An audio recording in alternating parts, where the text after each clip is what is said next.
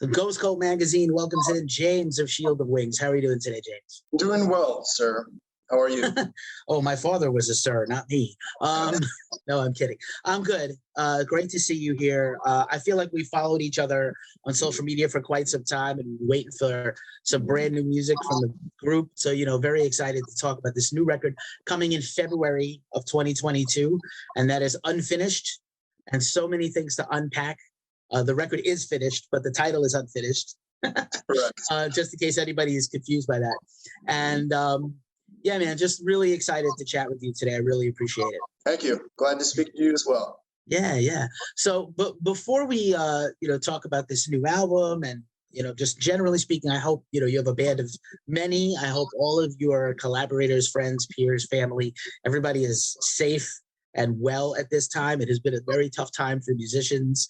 Obviously, it's been a tough time for everybody in the world collectively, but I just like to always start these things with kind of a personal check-in. Sure. Everybody seems well to my knowledge. So, in my circle, that is. So Nice. Thank you for asking. Yeah, same. That's what we do here. And, we, of course, people are carrying a lot of shit around with them because it has just been a time. And not the easiest time for a working musician or a person trying to make it in the business and release records and make music. So, I always like to put that first and foremost. I know people want to hear about the music and the riffs and the singing and everything, but human life is going on this whole way. So for those that are not familiar with your band, let's have the comic book origin story number one about how the band formed. And I love to compare you guys to the best of, like symphonic metal. Let's just call it that as a blanket term. Could be a lot of things: symphonic death metal, technical symphonic metal, symphonic power metal. You could be all those things at different times. But let's hear it from you. Okay, the origin story. Well, the band started when I was in high school. So I discovered Nightwish when I was a freshman in high school. And that was something new that I've never heard before. So I played guitar for a few years before that. I started playing guitar in middle school. And when I was a freshman, I heard Nightwish. I heard bands like Children of Bodom, Dimmu Borgir, Cataclysm, Soilworks, and whole bunch of European bands and some from the States. And I was like, man, I kind of want to try writing some of this music. So I had a friend who played keyboard. I met up with him. I had a few ideas. We started laying them down. He started writing some keyboard parts. I wrote some keyboard parts. I tried showing them to him. He was actually a pianist, a trained pianist, and I was just a kid with a keyboard. So we started working together. I met up with a drummer who was a reference from somebody else in the music scene. We got together, the three of us. And then I had a friend that played bass, came, joined the band, and then we started the band. At that time, we were four-piece, and I did the vocals for a few years. There was no female voice in the music in the origin. The band, we picked up a female vocalist later, and did I say the date? That was 2005. And we picked up a female vocalist maybe 2009. Tried that out for a while. Then we kept going without the female vocals. Then we picked up another female vocalist and tracked an EP in like 2010, released that in 2011. 2012, the band went on a hiatus. Everybody's life got kind of busy. So drummer was trying to get his master's degree. Bass player was trying to finish school. I was trying to buy a house, remodel that house. But in the meantime, while everybody was kind of, on the hiatus, I was still writing music. So in 2017, I proposed that we try, to get active again. And I played them a number of songs that I've demoed over the years from 2012 to 2017. They listened to those 40-something songs, and we picked some and decided to start polishing those. All right. 40 songs, by the way. I know it's like over 5 years, but still, that's like, to me, astounding that you wrote 40 songs in that period of time. Yeah, a lot of them were partial songs, or just like the core of the song, but a lot of them were undeveloped at the time. So fair enough. I feel like every guitar player in the world, no matter what genre, has like a bag of guitar riffs or a chords, progression or something they never used from when they were younger or whenever. Like, remember that thing? Maybe I can make that into a song. Like, everybody has that story. Mm-hmm. The leftover riff bag, Right. Not that these are leftovers; these are great songs. But I'm just saying. I think, yeah. Yeah, in 2017, I kind of left you hanging there with the story, but Sure, yeah. 2017 we picked up again, started working on the songs, and now here comes in the second era of the band, so to speak, because so essentially a rebirth. Here in 2021/2022, we're going to be releasing a new album. 10 Amazing. of those songs were chosen from the 40 or so. Right on. Wow. Yeah. Well, if these are the 10 best, I'd love to hear the other ones. Maybe we'll hear some of them eventually in the next record, because these are some awesome stuff. And like you referenced Nightwish and some other great bands. I hear a lot of early Epica. Epica's my favorite band in the genre.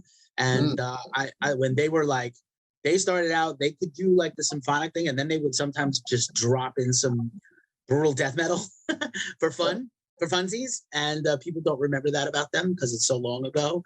Or Within Temptation, before they tried to become like, I love that, but they're like a different thing now, like almost the BTS of rock, and which I love. Though I've been fortunate enough to interview Sharon twice, and I love the band, but they're not like, it's a whole different thing now. So like I hear those roots, I hear your own thing, I hear like this really great fantasy and folk lyrics in the music also that are like driving the story. I don't know if this is a concept record per se lyrically, but it feels like you guys could make a concept record if you want to. Well, there's not so much a fantasy element to the lyrics. There's a lot of metaphors in the lyrics, but they're mostly based on, they're very personal, and they're mostly based on my life experience over the past 10 years. And they're sort of an amalgamation of me sorting myself out and,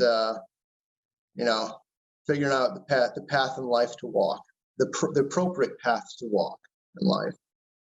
So, yeah, I guess, yeah, not so much fantasy, but, I could see why you could think that because of the metaphors and such. Yeah.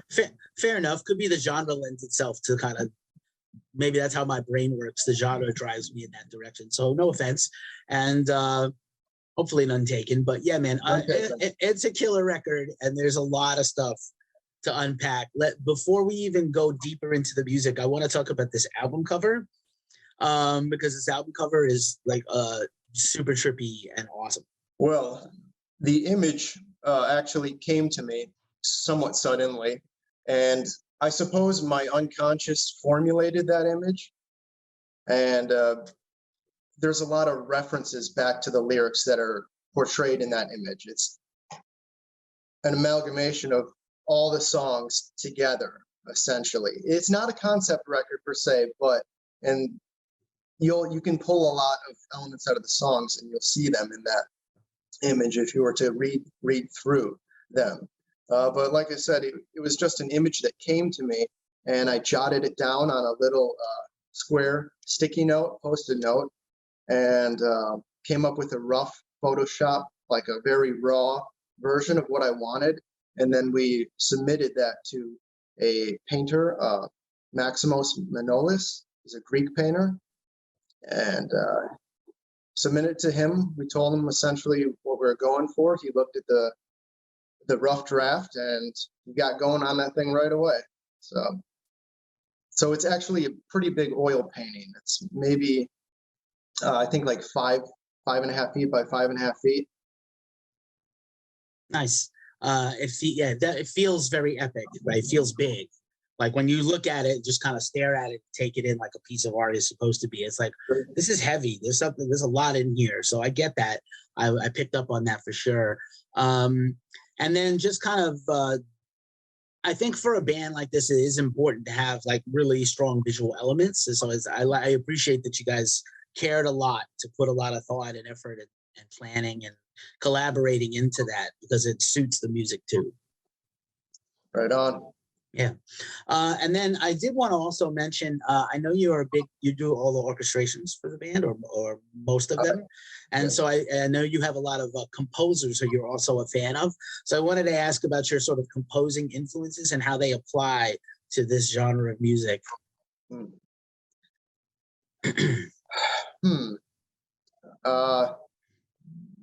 Well, honestly, I heard film music, or was moved by film music, before I heard metal in my life.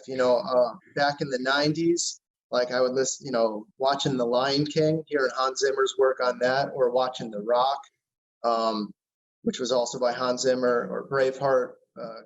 Braveheart soundtrack was composed by James Horner. So I heard those pieces of music and loved them, but I didn't think about applying them to metal until I heard, bands like Nightwish, and I'm like, oh, that's probably why it stuck out so much to me when I heard Nightwish and Epica, because I didn't know that could be done. So as for orchestra, I never was like formally trained in classical music. I mean, the first instrument I learned was trumpet in school, and I did that 3 years, but other than that, I mean, I don't have much experience with like writing sheet music or anything like that. So, what was your original question? No, just how do you apply that that passion for orchestral scoring into this band? And maybe a follow-up to help you with that is, when you go to make an orchestration for a track, when you go to orchestrate a track, do you go to piano? Do you go to your guitar? Do you think about it deeply in your mind first about what you want to hear? How do you approach that? I usually hear it in my head first, and then I try to struggle through it on the keyboard to perform the parts. Like, hear it up here first, definitely. And a lot of the songs were started on the keys, not just on the riffs on the guitar. So maybe half of them. When I was to jump back to those 40 songs that I mentioned before, some of them didn't even have guitars. They were just orchestral pieces. And on this record, I noticed I started getting carried away with the orchestra, because I have such a passion for that. And I was writing these pieces where I'm like, oh, no one's going to hear this in a metal mix, So I started toning it back some, and kind of trying to balance it so it could actually be a song with vocals, guitars, metal drums. But yeah, when I start writing, usually the melodies pop up here, and I just start trying to figure it out. I'll write a string track, another string track, maybe throw in some percussion, and then have like a brass lead, which might end up being a vocal line or something. So you just answered my question. Nice help me out with my segue. I appreciate that. I imagine finished songs, or almost finished songs, or fully imagined songs are maybe presented to the band, and then everybody kind of puts their stuff on it. But with a group of this many people, it kind of just depends, right? Mm-hmm. I'm not a very good singer. I can manage. When I was writing the vocal lines, I was kind of writing them orchestrally first, and I had the lyrics in mind, and I would write the lead in the orchestra, like the string movement or the brass movement, and kind of that was just holding the place of where the vocal would be. And then when I actually started working with Aliyah first, demoing these songs. Then it kind of just shifted things around in the piece. Right on, I get it. Out of curiosity, do you have a favorite track, just instrumentally on the record, or a personal favorite song that means a lot to you? I have my handful of ones that I dig: Frozen Harbor, Breathing, Mind of Myth. Those are all, to me, the ones that grabbed me on a couple of repeat listens. But the whole thing is strong all the way through. And I was just, it's hard to pick one child over the other. So do we say our favorite child out loud? I thought parents don't do that. Mine did. They were fucked up. Oh, really? Oh, I was the favorite, so I was kind of the favorite. So it was fucked up to everybody else, but it's okay. Well, sorry to your siblings, but I certainly have a few favorites on the album, and most of my favorites fall towards the end of the record. So if you're patient enough to like get to those songs, I think you'll really be satisfied. The Scarred Flavor Shaping and Mind of Myth and Sunfire Shower are probably my favorites on the record. Nice work. And then in terms of, obviously this record's coming out and the winter, and I hope the world continues to heal and move forward and you guys can get out and play. If I think where you are in Canada is chilling out and slowing down and improving. Not the case everywhere, but definitely been the case where you are. What can you take this album out on the road? Can you take this group out and tour, or at least play some local shows? At the moment, I'm not really working that stuff out because we got so much to juggle right now with promoting the album or trying to shoot some videos, some music videos. We already shot one of them, and we're trying to get another in, and also do some lyric videos.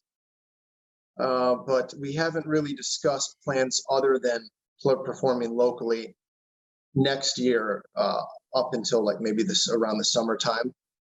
We're hoping maybe before in the late spring. Good. That's good. I feel like this music deserves to be presented live. And kind of following up on the earlier question, how will you handle some of the lush orchestrations live?